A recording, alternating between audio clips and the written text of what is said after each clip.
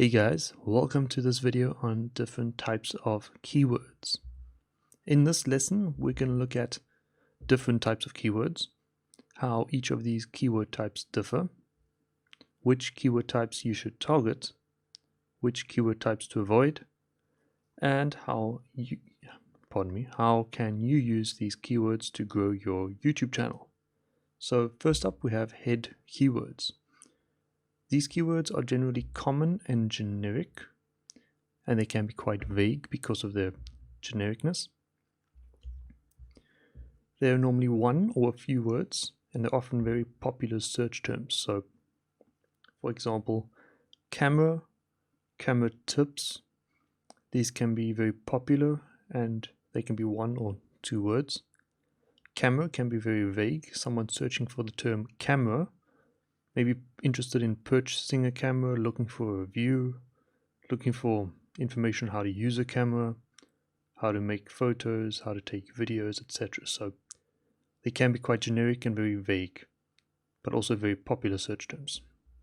Because of their popularity, many competitors try to rank for them. So there will be a lot of competition around these specific keywords, so they can be quite difficult to rank for as well. Yes, they'll be quite difficult to rank for without a hefty following.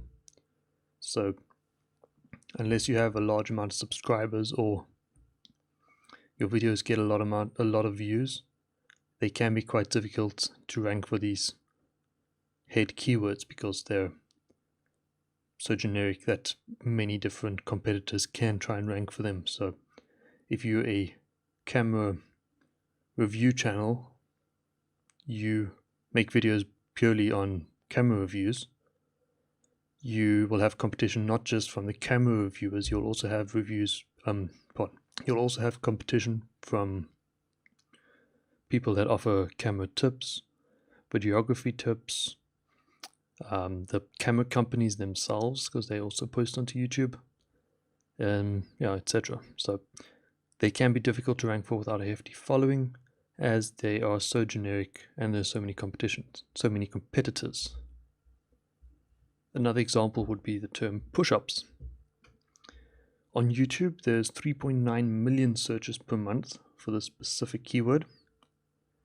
And this is very targeted because push-ups can be a part of fitness. You can do push-ups for beginners, you can do push-ups for more advanced bodybuilders, you can do push-ups for gaining strength. You have challenges. There's so many different videos and so many different competitors that you can have around a specific search term that they can be quite difficult to rank for.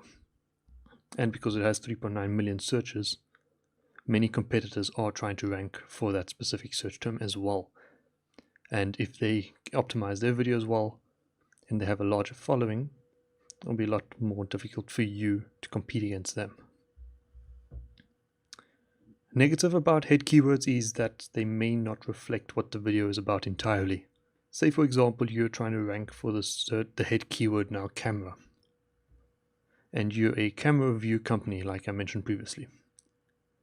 You are reviewing the latest Sony camera and you're trying to rank for camera. Your video is about a Sony camera review, the latest camera, and you managed to rank well for that specific video. Many people typing into the camera search bar, only a small percentage of those people may be interested in the latest Sony camera review. Many may be looking for Canon cameras or Nikon or Panasonic, Fuji, or they may be looking for tips, how to use a camera, how to take better videos, how to make better videos. They may be looking for camera accessories. So these are search terms. These head keywords are very generic that you may not find the ideal audience for your specific video.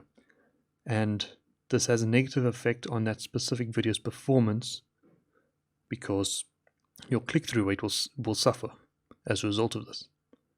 So if only 5% of the people are actually interested in Sony video cameras that type in camera into YouTube and your video appears first, and only 5% of the people actually are interested in that specific video, that doesn't mean that 5% is going to click your video. Maybe only 20% of those people are then interested in your specific or your thumbnail and your title and your description catches their attention and they click on your video, that's only 1% of the search volume. So you'll only have a 1% click-through rate for that specific video. And YouTube will see that and say, hey, this video that's ranked second, they're getting a 4% or 5% click-through rate. What YouTube will say is that this video with a better click-through rate is more specific to this search term than your video. So your video will drop beneath that one. And your video may start falling low and low and low because people aren't clicking your video, or your click-through rate is suffering, and then your rank decreases because YouTube wants to provide the viewers with videos that they're interested in. So very specific to what they're interested in, because YouTube wants people to stay on the platform. So once YouTube provides people with videos they don't want to watch, people are just going to stop watching the videos and do something else. So YouTube would decrease your rank because it doesn't reflect exactly what people are looking for and what your video is about. And that's one of the negatives of head keywords.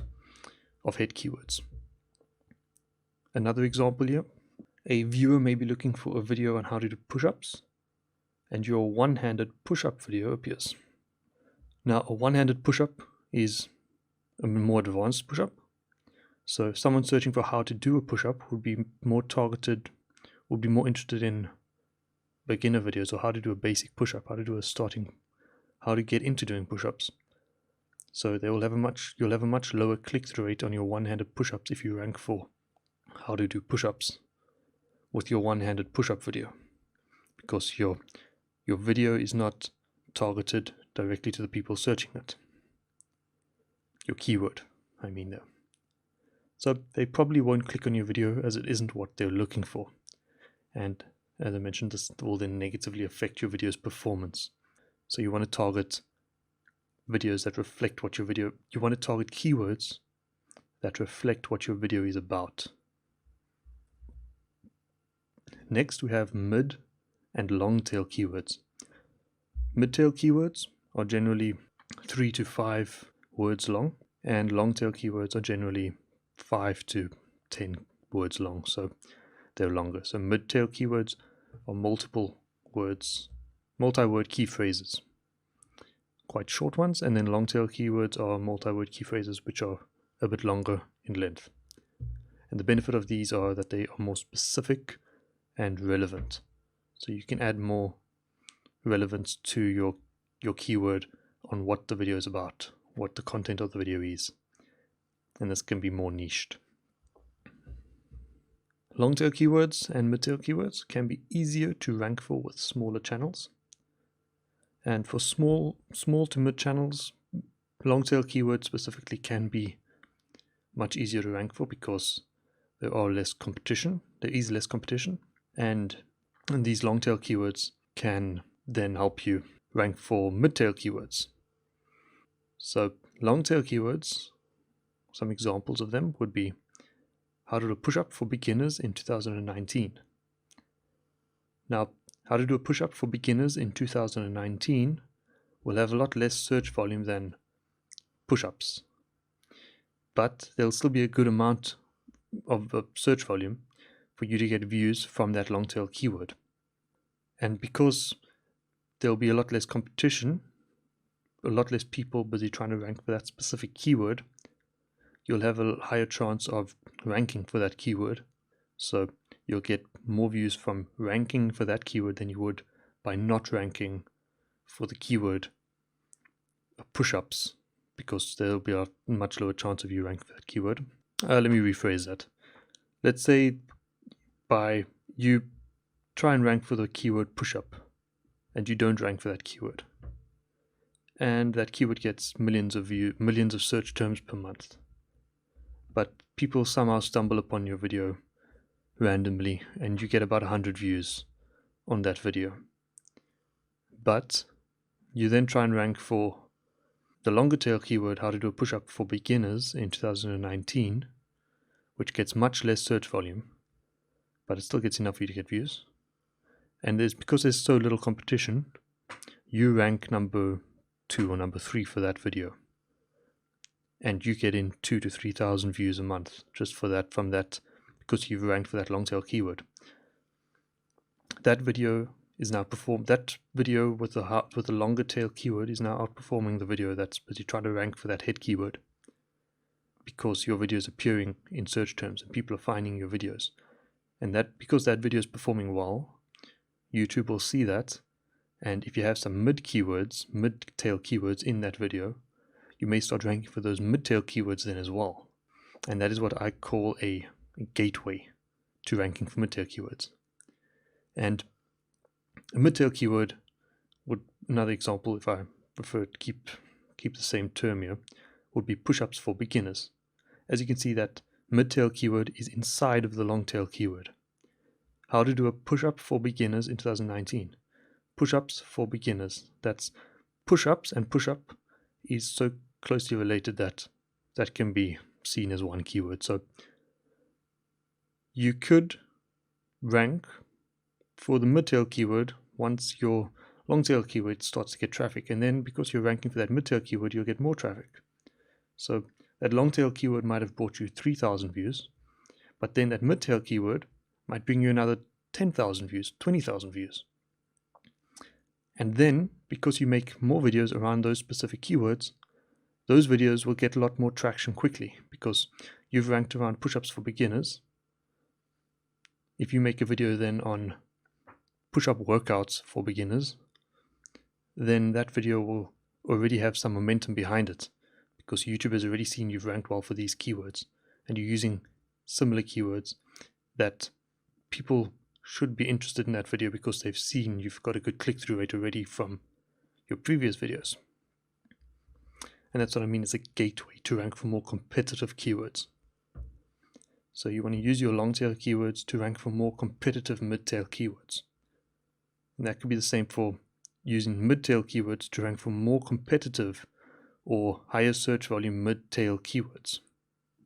So push-ups for beginners may get 100,000 searches a month, for example. I'm not sure on that, but there could be another mid-tail keyword like push-ups for strength, which gets 200,000 search queries a month. And if you rank for that, then if you start getting views for your mid-tail keyword and you rank for that one, and the other mid-tail keyword, push-ups for strength, you've also included, and you start ranking for that one, then you'll start getting more traffic. So that'll be a gateway for more competitive, higher search volume keywords. And that brings us to the next point, or the next keyword, which is high search volume keywords.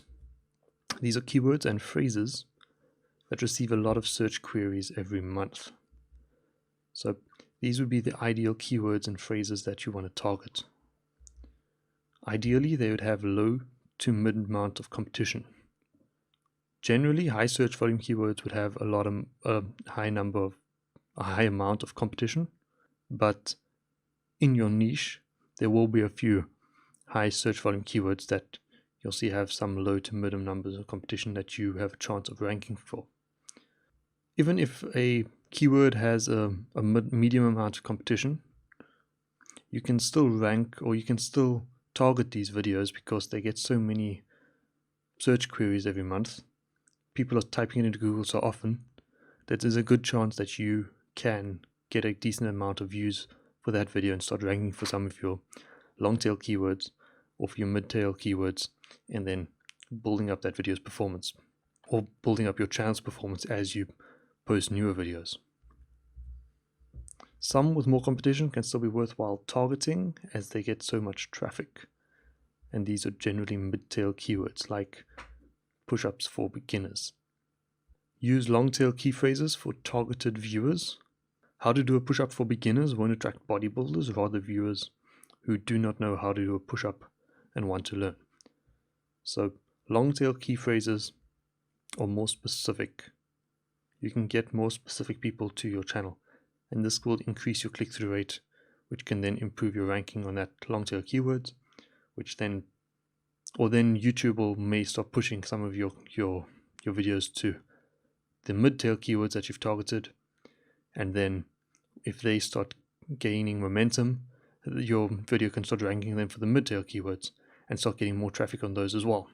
and then you can start building up, and it's a bit of a snowball effect that you can get then through using targeted keywords. Then we have LSI keywords. This means latent semantic indexing keywords, and these are just words and phrases that correlate around a specific topic. So these can be synonyms, they can be related words, they can be words, just words that are correlate around a specific topic. For example, push-ups, squats, and sit-ups. They correlate around exercises, workouts, strength, etc. So push-ups, you could have videos about different push-up exercises, beginner push-up workouts, how to build strength doing push-ups, and all of that with squats, sit-ups, etc. And then push-ups, you can have push-up, press-up. All of that is also then synonyms for the specific word. And squats, you've got stand-ups, etc. So these are also synonyms and words that are correlated around a specific field. The next example, we have apple pie, pizza, chocolate mousse, and these correlate around recipes, cooking, food. Apple pie, chocolate mousse, these can also then correlate around dessert. Pizza, you could have delivery, you could have eating out. Homemade would also correlate around all of these because that goes with recipe, so a DIY type of thing. And LSI keywords allow you to provide more context to YouTube's algorithm about what your video is about and who exactly is looking for it. So YouTube's algorithm is trying to get as much information as possible about your video in order to rank it effectively. So YouTube wants to provide the viewer with the exact video that they're looking for, the exact video that they may be interested in, even if they're not looking for it, because YouTube also has that the homepage, where you can just show up on their featured, on just someone's featured list that they may be interested in. So YouTube is looking to get as much information about your video as possible so that it can put you in front of the right people, the right eyes. So people will be more likely to watch your video, subscribe to your channel, and watch more of your videos. And that's what LSI keywords allow you to do.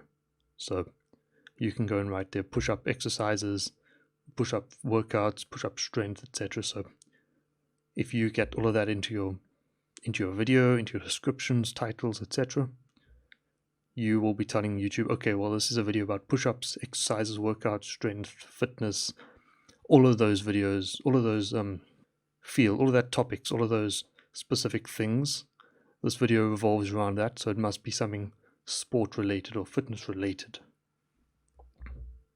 And in order to find LSI keywords, you can use Google search results. You can also just look in YouTube and look at what other words people are using in their titles and in their descriptions, or what other search terms come up when you start typing something in. But Google search results provides an easy way, so let me just show you an example of that. Just go and type something in here. So let's go and say apple pie. Apple pie. As you can see, we've got some YouTube videos that show up at the top here. But if we just scroll past these recipes, we can go to the bottom here. So we've got people also ask, but what we want to look for is this box here at the bottom, searches related to apple pie. As you can see, the first option already, apple pie recipe from scratch. Recipe is an LSI keyword that we can use because this is now a DIY type thing, apple pie. And we've got recipe from Tasty. Best apple pie recipe, so that's another search term that people use. That'll be a bit of a mid-tail keyword that we might want to target. Best apple pie recipe, because people are looking for that. Let's go and just go back to the top here. Apple pie gets 345 million results. So that's a head keyword. Very difficult to rank for. But best apple pie recipe in the world, 10% of the searches. It's quite a competitive search term still, but it can be a good term to rank for. Now, I'm looking now currently on Google, but we can go into YouTube and look as well. Let me just copy this. And let's see how many searches we have on YouTube. So we can go down here to the Keyword Explorer. Okay, there's a fair amount of search volume, so we may want to tweak this title a bit here. So let's go best apple pie recipe. And now, as you can see, we've got much higher. Let me go down here to my TubeBuddy Search Explorer. Searches per month, we've got 167,000 searches per month. So this is a very good, very high search keyword. As you can see, the competition is still quite high. When it says poor here, this just means that there's a very competitive keyword. We want to get this up here to about the yellow, and if we can get into the green, that's even better. And this is now TubeBuddy, a free extension, and I have a module or a lesson on TubeBuddy and why I use it and how to use that recommended later on in the course as well. So let's get back to our slides, and now we've got LSI Keywords. The next keyword we want to look at are video keywords, and these are going back to Google. These are YouTube videos that can appear at the top of Google's search results. Now, Google and YouTube are under the same umbrella company, Alphabet, and that means, or practically, YouTube videos appear quite often at the top of Google's search results. So if it's a term that may be video related, or if it's a term that people look for that could, where a video could provide the best result, then videos generally appear at the top of that Google search result. This also means that videos only appear for some keywords or search terms. They don't appear on all keywords that you look for. It's not a fixed bar. So depending on how often people click on videos in that search term, that video bar will appear higher than for other search terms, other search queries. What you want to do though is, before you make your video or target that specific keyword, if you're looking for Google search result video keywords, you want to actually go onto Google and search for that keyword or phrase beforehand. Example number 1 is push-ups. So let's go onto Google and type in push-ups. Let's exit this. And then let's just type in push-ups. As you can see now, this is the video bar here. And here, first thing that pops up is this video box. We have a number of videos that we can go through, and all of these are from YouTube. And if you can get onto ranking for this, it's obviously now a head keyword. But you can also look at an example now of the differences between head keywords. We've got how to do push-up correctly, perfect push-up. Okay, these are quite specific, how to do push-ups correctly. The only push-up exercise you really need, so that could be quite different. And 30 push-up variations, that can also be quite different to these, where they're trying to emphasize how you should focus on your form and not just on the strength or the push-ups. But now this search term brings us videos right at the top here, and this would be a good term to then target. But let's go and type in your push-ups for beginners, and that also gives us now a box video. So this is an even better one, because this is giving you more screen real estate on Google. So this, if you can rank for this one, then you'll get a good number of views, because it's right at the top here and you're taking up a lot of screen real estate. We scroll down, we've got this video box again. So if you can also rank into the top 3, 4, you'll get a good number of views, because there's so many people that search for this term. As you can see, there's 14 million results here, so it's not that competitive, but it could be a good keyword to target, because it could be a good keyword to target. And if we go back to our video keywords, our next example will be gardening toolset. This is a negative example, and now this is a keyword that we would not want to use, because first things first, we have here products, things that you can buy. So there's no videos that appear there. If we go down, you've got images, there's no videos. Questions, no videos. Amazon links here, Home Depot, eBay, Etsy, Argos. So there's no videos that appear here, so there's going to be a very low chance of your video appearing in the Google search results, because Google knows that people who are searching for gardening tool sets are not interested in, or not as interested in, a video as they would be in purchasing a gardening tool set, a product. So Google recommends them products that they may be more interested in. And that's just to do with conversion, so history. People generally would skip the video if there was a video in the first place, and they'd click on the products. We can go to the videos, but as you can see here, the first video isn't even a YouTube video. But you could get some views with these, but generally it's better to target when the video box appears here right at the top. And that is what I like to call video keywords. So this video, in summary, this lesson, you generally want to avoid head keywords, especially with smaller channels. Target search terms that have a high search volume and a low to mid number of competition or competitors. Use mid and long-tail keywords to rank for more popular search terms. And you can use long-tail keywords as a gateway to ranking for mid-tail keywords, and then using mid-tail keywords to rank as a gateway for more competitive or higher search volume mid-tail keywords. You want to utilize LSI keywords to help your main keyword performance. Use latent semantic indexing keywords to provide YouTube with more context about what your video is about. And you can also target video keywords to get very targeted Google traffic to your YouTube channel, getting very targeted YouTube views through Google traffic. That's it for this lesson. I'll see you in the next one.